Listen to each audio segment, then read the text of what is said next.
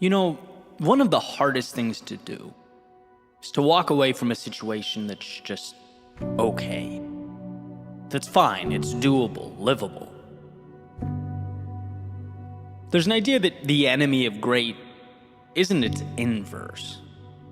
The enemy of great is not average or insignificant or, throw in any similar word. No, the enemy of great is good.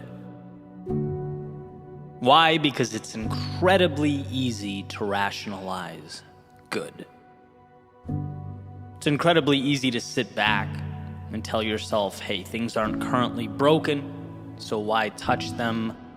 Leave it alone. That's why it's a dangerous place to be. Comfort doesn't, on its own, initiate action or evolution. There has to be some sort of stressor to ignite the flame. And I'll get a response, every now and then, truly in good faith, asking, well, what's wrong with average? Why can't I just be? Not everyone can be LeBron James or Adele or Denzel Washington. Eddie, this convo sends people down a path of false hope. Well, hear me out, because I'm certainly not saying everyone can be LeBron James. But they can most definitely be LeBron James in their own world. And instead are settling for some sort of bench role. I'm not saying if you're not a movie star making $20 million a film, you've lost. I'm merely pointing out that perhaps you haven't even found the courage to star in your own movie, the one that is your life.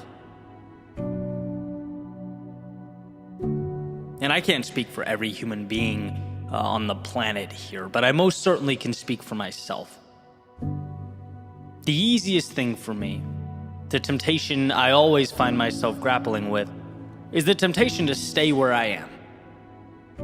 To accept things as they are, pass change off as something that's just a little bit out of my control. That's what my lizard brain always seems to want. It's really nice to not have to feel the burden of knowing I can change things around me. Right? That prospect of creating my own friction, my own chaos, so that I can, in a sense, tame it and elevate myself. That can be overwhelming. That's stressful. But you know what it is at the end of the day? It's thrilling. It's meaningful. And it may have taken me years to understand, but I'd trade a safe life for a meaningful one any day. It was my coming to understand that statistically, we should not be here.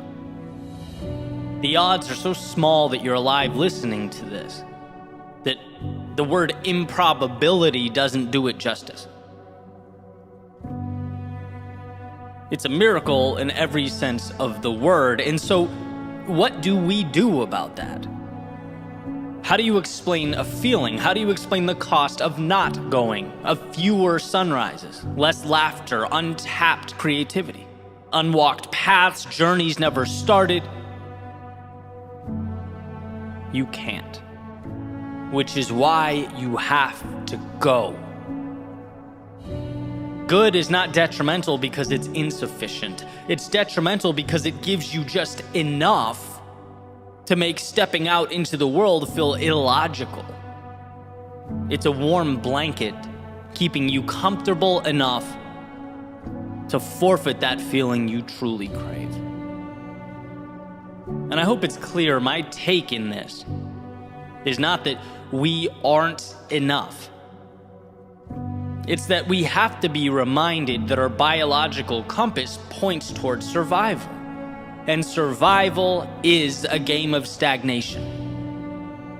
Our souls, on the other hand, they need to run. To seek out the magnificence of life. And the more times we can be tapped on the shoulder and reminded of this, the better. See, I don't dream of new horizons because I'm ungrateful. I've learned to chase them down because I'm so grateful that I refuse to forfeit the gift. To leave my curiosity packaged and confined, I want to bask in life's abundance before my time here is up. And that's just it. That's the whole point. The friction between the knowing and the doing. Making that happen, physically bringing yourself there, it's not an easy thing. Certainly not as easy as putting your feet up and rationalizing the status quo. It's why I listen to voices that inspire me, read stories that teach me, I talk to people who lift me up. Going is harder than staying. But meaning resides in the going. So no, it's not about being LeBron James. It's about getting off the bench and at least shooting a shot. Whatever a shot means to you, wherever you are. Because if you don't, you'll never experience the thrill of having made one, of having felt that success. It's not about what you're doing, it's about what you're leaving on the table. Is average terrible? I don't know.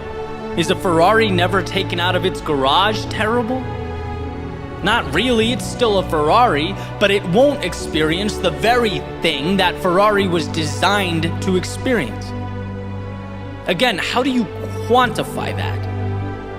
You can't. Not until you go.